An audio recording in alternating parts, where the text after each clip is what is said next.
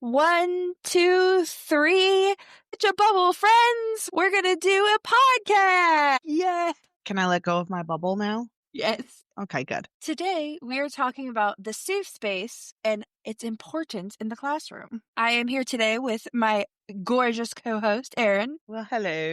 How are you today? Well, this is great. And before we get started, I want to just make a public service announcement that this podcast is brought to you by the wonderful novels or books by Courtney, my other fabulous co-host here. Thank you so much. Thank you so much. We had to get the this shameless promo. You can get them at CourtneyJohnsonBooks.com. perfect example. Shameless promo. Also, if you enjoy us talking now, come hop over to our other podcast where it's about life, love, and the messiness of all about it.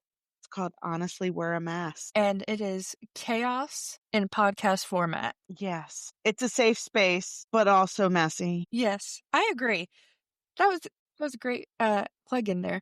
Thank you. Thank you. You know, I'm here all day. So, Would you agree that the safe space is important for the classroom? I mean, for the kids, absolutely. But I think what's not talked about is a safe space for the teachers in the classroom. That is true as well. Because one thing that out of the many, many years, out of all the kids that I have worked with, we're talking about thousands of kids I have worked with over these years. The safe space we create for them, one of the things that we have to remember is we don't know what goes on in their home. We have to provide that level of comfort and protection to allow them to actually be kids. Yeah. And I'm actually going to start it off pretty heavy because it reminds me, and I don't think I've talked about this yet. So, Courtney, stop me if I've talked about this. It reminds me of this one little boy that I taught martial arts to. I ran the preschool program. I ran the littles, 3 years old to early 5, great ages, especially when you give them targets to kick and punch. Well, there was this family that came in. Mom and dad were very, very social, very charming. And the little boy, he would hide behind the chairs, under the chairs, behind mom and dad. Okay. Nothing out of the ordinary. You're in a new environment. You know, not only are you hearing me yell during class, you're hearing, the other male instructors yell. It's a very loud environment. But with these littles, I always try and got down to their level. At one point, it was just him and I would lay on the floor talking to him underneath the chair just to try and get him to come out. Well, this went on for a little bit. We would have good days and bad days. I finally got him on the mat. But then this was a few months later, we came across a bad day. And this little boy was actually talking to me and hugging me when he saw me. But he had a rough day. Then instead of like resetting, mom took the little boy in the bathroom and it was just us. All of a sudden, you heard a loud smack and then you heard crying and everything like that. Now, if you spank your kids, that is not what we are discussing. That is, as long as your children are safe, you're going to discipline how you discipline your kids. I am going to preface that. But the story gets a little bit more deep because mom also was involved with fostering kids. I believe she was a CNA or something in the slight medical field, but worked with special needs kids and she would foster them. Well, some time passes. All of a sudden, this family disappears. And, me and my boss, we talked about it until one day, one of the moms who her other son was in my class, and she goes, "Did you all see the news?" I said, "No." Turns out this family, these parents, ended up beating one of the special needs kids, and the child died. And it was that moment where it kind of clicked in me, where this little boy who I mean, he holds a special place in my heart, but it was those moments where, I built up that safe space. Mhm.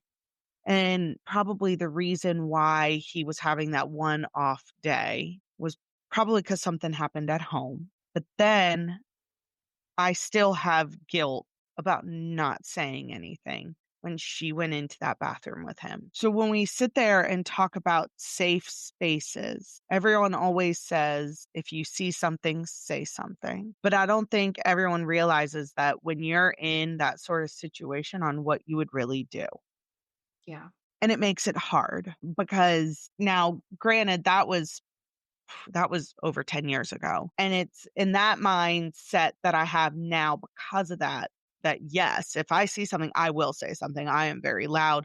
I will happily go to prison for about any child. Yeah. But I believe that a lot of the times we don't find our voice unless something big like that happens. Yeah.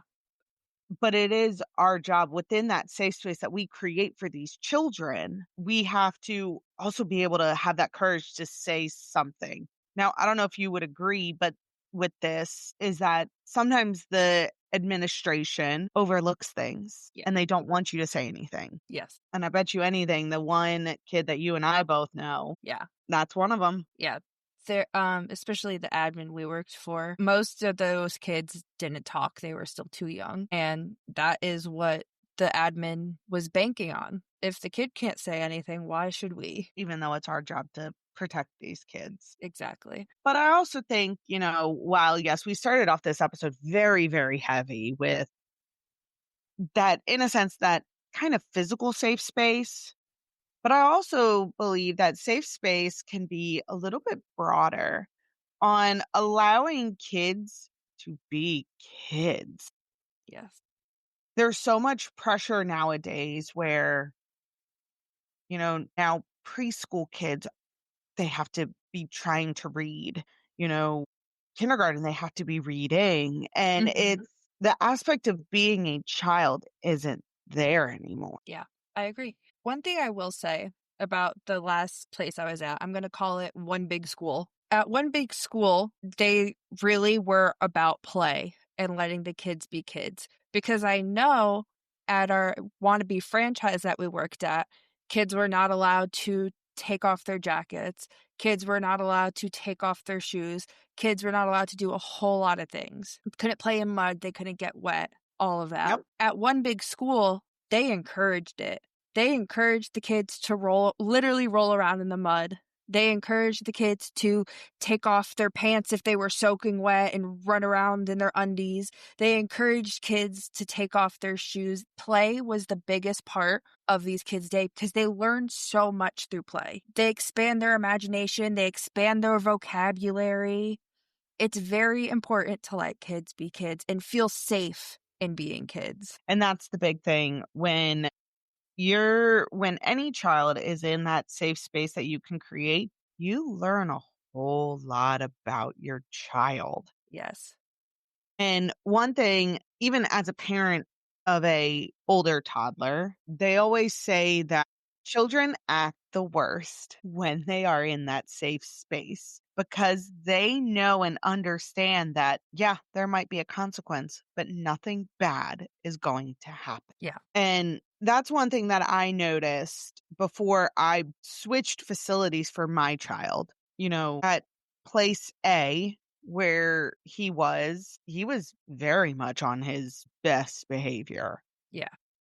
Like, and you've seen my child outside of that. That it is a night and day difference. Every day you're like, "Are you sure he didn't misbehave today? He's not like this at home." Yeah, which says a lot. But when I joined facility B, there was a moment, maybe a couple weeks into it, that's when I started to get reports of, well, we had to sit out and we had to have lots of talks. But that showed me something. That showed me that there was that safe space to where now, even though we still live, what, an hour and a half away, twice a month, I will go and drop him off there for the day because he loves it and he feels safe there. When your child wants to go, and they know that they might get in trouble, but there's not gonna be anything big about that. Mhm.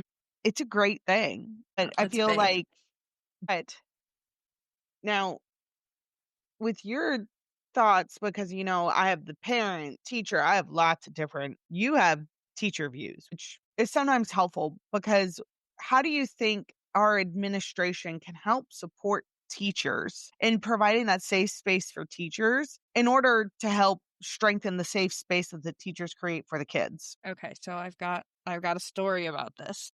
Oh, I was on my lunch break, and a teacher that was in the room with me was on her lunch break as well, and we were talking to each other, complaining about a parent. Well, another teacher that was in the staff lounge, also on her lunch break, went and reported me, and I got written up for talking about a parent in the staff lounge. Now, admin did not come to me to let me know. They went to my lead teacher and was like, "Tell her that she can't talk about parents in the staff lounge." And my lead teacher was like, "Why not? She's off the clock and the staff lounge should be a safe space." And they did not agree with her. But I feel like you need to give, if I'm saying something in the staff lounge, unless it's absolutely horrendous, obviously there's limits to things. I should be able to say what I want. absolutely.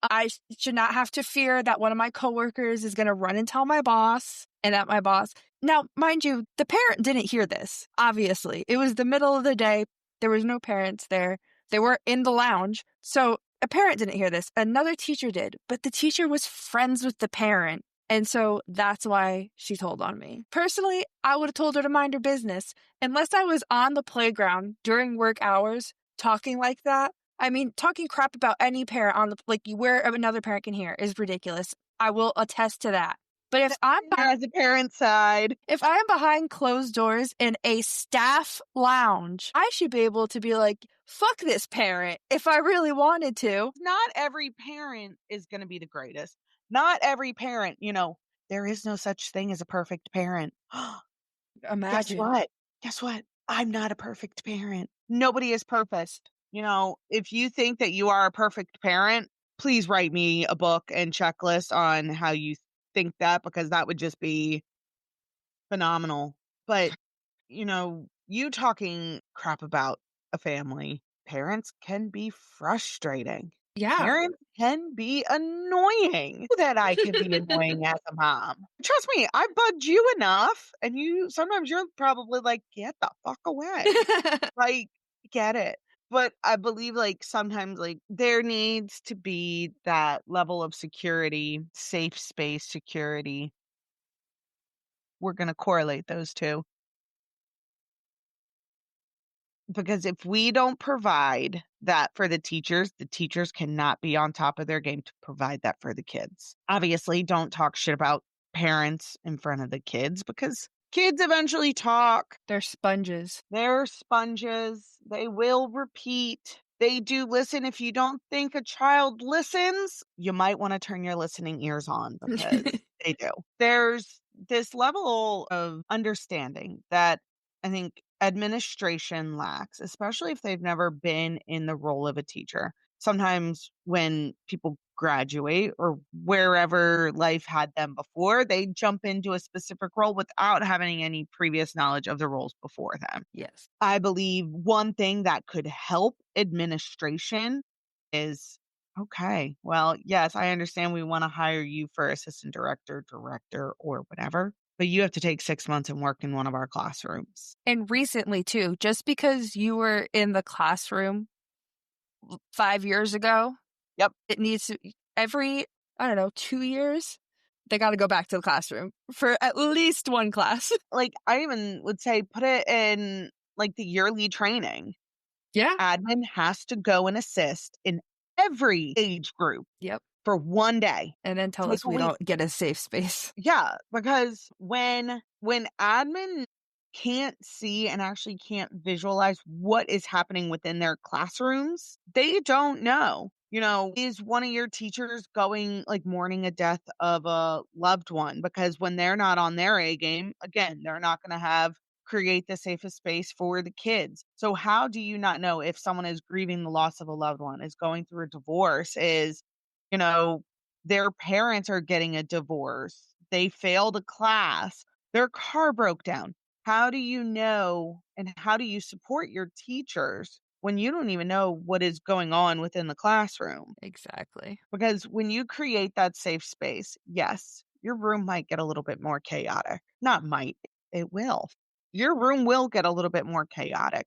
You're going to have kids who morph into werewolves. Mine decides to only do that in Trader Joe's, but you're going to get more what looks like behavior problems. I think that's where there is a lot of misunderstanding between actual true behavior problems and kids who feel safe. Yeah. Because kids who feel safe, they're gonna wanna push the line. They're gonna wanna take that toe and touch it. Yep. It's like in Finding Nemo, when they go out, And touch the butt. they touch the butt. Kids are gonna wanna do that when they feel safe. Nemo felt safe. Yes, he was mad, but Nemo felt safe enough to touch the butt. Yes. Take that as a lesson, teachers. Take it as a lesson. Nemo felt safe enough to touch the butt. I think that needs to be taught in classrooms. I mean, not to please, let's not go around teaching to touch butts. That is not what we do. That is not what we're saying. No, but the same You've never concept. seen yes, if you've never seen Finding Nemo, watch it because 10 out of 10 recommend. 10 out of 10 recommend. Because even with everything, even how protective Marlin is, Mr. Ray created this environment where kids got to explore and Mhm. really be the little student fishes that they are. And he gained the confidence. And I mean, we're not going to talk about the kidnapping out of the ocean and really dive deep about, no, that we're going to stop right before Nemo gets kidnapped and we're going to stop it right after Nemo touches the butt. That is the big pivotal moment in your classroom when your kids are safe enough to touch that line, to touch the butt. We should cut that because that sounded really bad. I wanted to see if you were actually going to go with it, and you did. Oh, that was great. That was great, but we need to cut that. And I know you're probably not going to. We could do an episode that just cut out. That's what I wanna do, is just do bloopers. So, when you create the safe space, you're gonna notice more behaviors. You're gonna notice more quirky things, but you're also gonna learn more about how your students click, how your students learn, and how to better help them. But unfortunately, there was a fuzz that fell. Unfortunately, there is not enough safe spaces available for the teachers. Teachers are stressed, teachers are overworked, they're undervalued, underappreciated, underpaid. Yeah, that one. That one, there's a lot of them. So they cannot do their best ability to create a safe space. And one way when I was working in kindergarten that we would really help create this safe space for the kids is we would do yoga. So we Love that. we all did yoga together. It was great. I loved it. I did yoga with my kids. They loved it. It's great. But it's also, listening to the kids. It's understanding that we're going to be there when they fall and scrape their knee. We're going to be Mhm. there if they get across the monkey bars for the first time. We see these kids more during a school year than they see their family. It is our job to be that cheerleader, the nurse, the psychologist, the doctor, whatever it might be, to help those kids being able to safely identify their emotions, recognize their emotions, create that safe space because then if something were happening at home, you're going to hear about it. Yeah, You're gonna absolutely. see it, whether through play, which is I know what you're going to school for, play therapy. You're gonna be able to see and you're gonna be able to help these kids out even more than you do now. Yeah. And so to that point, at one big school, every classroom had to have a designated safe space for the kids. And it was usually like this doghouse looking thing. I don't know how to describe it, but it only had one wall, not all four. Sounds like Debbie from Shameless. Anyway. And so you put pillows in it, you make it look cute, make it calming. Okay. And, if a kid was having really big feelings, they're really angry or really sad, they would go to the safe space to calm down. Or they were like, I'm not ready to play. I'm going to go sit in there because friends knew you couldn't play with your friends in the safe space. They did it sometimes, but they knew. If your friend is in there, they need space. But I realized it works very well because if a kid is on the playground flipping out and you're trying to get him to talk to you and tell you what happened, why they're crying, all they're thinking in their head is that there's so much chaos going on and they're trying to deal with their own emotions that they don't fully understand, so they can't tell you. But I've had kids get hurt outside or something, and I will bring them to the safe space, and I walk away. I'm still, like, within earshot, if I will turn my back, whatever, so they have a minute to calm down, and then they're more likely to tell me what happened. No, that is, I like that idea, providing just their own, like, little bubble, and probably more schools should implement something like that, just giving kids the ability to have somewhere where they can go to help regulate their own emotions. Now, granted, even as adults, we have a hard time regulating our emotions. That Yeah, is something that we're always trying to do, but helping miniature humans even grasp and understand basic emotions is incredibly difficult. yeah, One of my favorite things in my house that I say, and I've been saying it even not only to my child, but to other children as well, is it's okay to be mad, but it is not okay to be mean. I like that. It's like my favorite motto in my house. And you come in my house, you're going to hear, my son running and, being a dinosaur stomping around. But with everything that I've learned, I've worked at creating that safe space for him to be him. Yeah. Yes, there's toys around. My house is lived in. It's his house. It's his house. I just live in and pay the bills. But he knows that he is safe, and the one thing that I'm really starting to see is that he's starting to push his new sitters, so my sister, Mm, he's really starting to push her buttons, and it's great. It is a great thing to see that, and she's happy, and she used to work in education too. She is happy that he's doing that. good. And that's, as educators, because like I said, she used to work in special education. She is happy that he is starting to push that boundary line Yeah, good. because that safe space is being created. It's going to help a child grow because we as adults, we understand the concept of boundaries and everything. But when we are at a job, whether that is a education job, whether that is white collar, whether we're not going to talk about blue collar folks because blue collar folks operate on Monster energy drinks, vapes, and a dream. They are something else, but I appreciate all blue collar workers.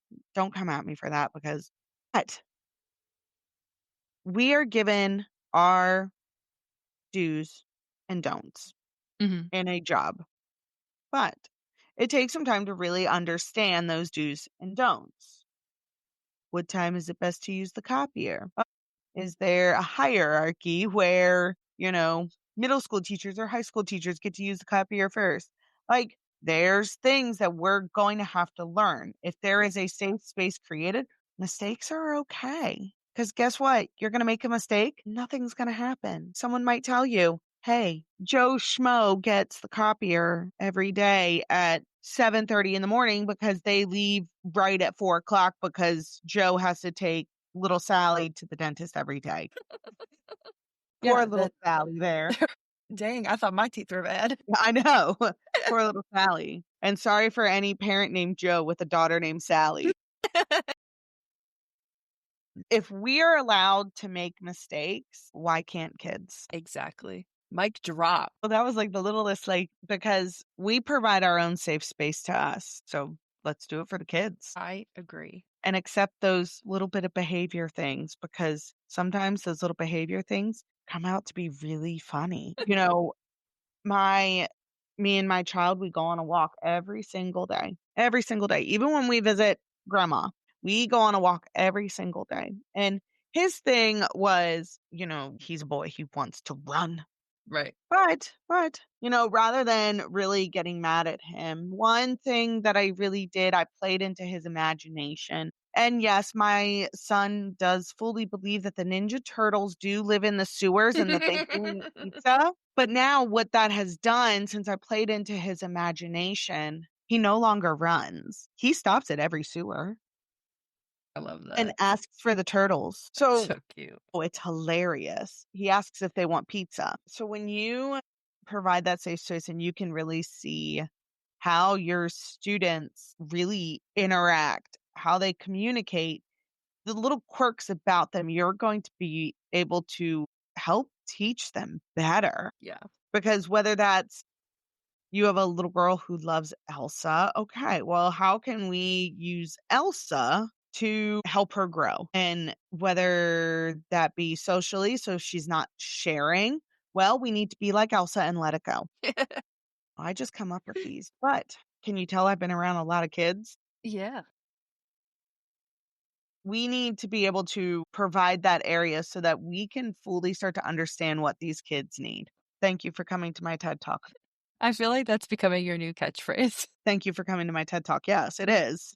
Because I feel like I do rant because That's a okay. lot of it pisses me off. No, I agree with you. And so I think once the kids get out of preschool, when they went to one big school, it's been a shock to them that they don't have a safe space. They don't Yeah. have somewhere that they can go and calm down. And I think that's been a big shock to a lot of the kids. But I agree with you.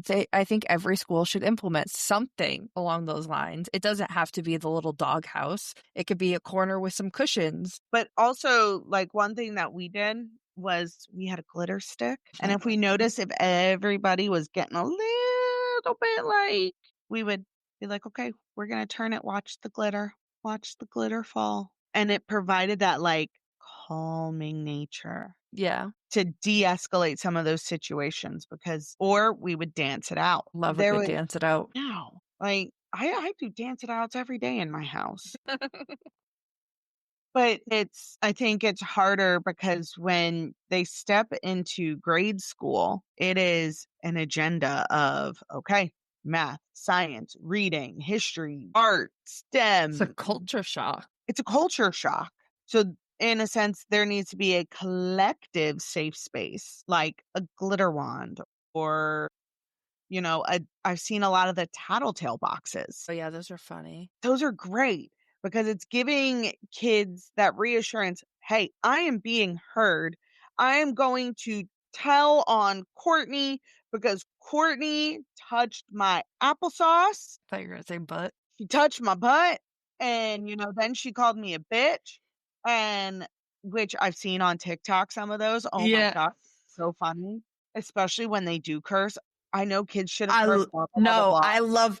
I love a child cursing, please, it's so funny to me, It's hilarious. especially when they can't say it right. A bullshit? No, side note, squirrel moment, going back to where kids listen. I was with grandma. Somebody cut grandma off. Ooh. Grandma dropped, I think it was like fucking asshole, fuck them or something. Well, all of a sudden we thought he wasn't paying attention. They always are. They always are. And granted, I didn't get mad at him because how do I get mad at him? He doesn't know what he's saying. Yeah, Obviously, I yelled at my mom. Like, I yelled at grandma, right. and then she fires back, "No, that I have a mouth as well," which, okay, true. But anyways, there needs to be a collective way in a classroom, especially when you hit grade school, to be able to provide that safe space for every single kid. Mhm. Tattletale boxes, glitter wands, dancing it out, yoga. Give a kid each a journal so that they can write. I don't know. I did Let the kids be pinwheels. pinwheels. Yeah, because it taught the kids how to take a deep breath in and blow it out, and it gave Oh, them something to watch, so I did pinwheels. well, that's a good idea. I'm gonna have to go on Amazon and buy one for little man because he blows it out. He blows out the mad. I love that. Yes, that we blow out the mad. I think a lot of issues could be solved if we provided this safe space, and we will be able to protect a whole lot more kids. Like that. I'm always down to protect the kids. Oh, me too. And I think back to the topic, even though it was like several minutes ago, an hour at this point, about the teachers not having a safe space. I agree with you. If the teachers aren't feeling safe, it's harder for them to create a safe space. That's why I feel like you shouldn't have to leave work to feel safe. Because after I got written up, a lot of people were like, well, if you had left for lunch instead of staying, I was like, but who's to say that, I didn't get hurt at lunch and it's an okay place to get tattled on. And again, do not feel like I should have to leave work to feel safe. No, you shouldn't. You should feel safe at work. Imagine. Whoa, such a weird concept. You should feel safe at work. as long as there were no kids around, but again, you're human. You're going to get frustrated. That's another one I got written up for. Being frustrated? Yeah, it all happened within the same week.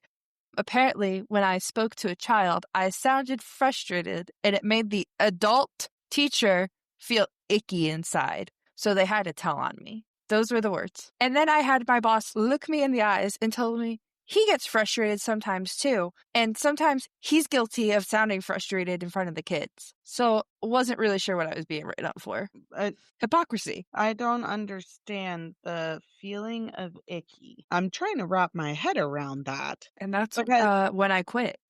makes sense. See, I might have a different viewpoint on, if there is a child who is doing something that they really shouldn't be doing, you've gone through all the steps of, not even disciplinary action, of redirection, everything with that. I believe that it is okay to have a little bit more firmness in your voice. Yeah. I'm not saying scream at the kids No. or, Use your teacher voice. use your teacher voice. There was one in the place we're not going to name. There was one little boy.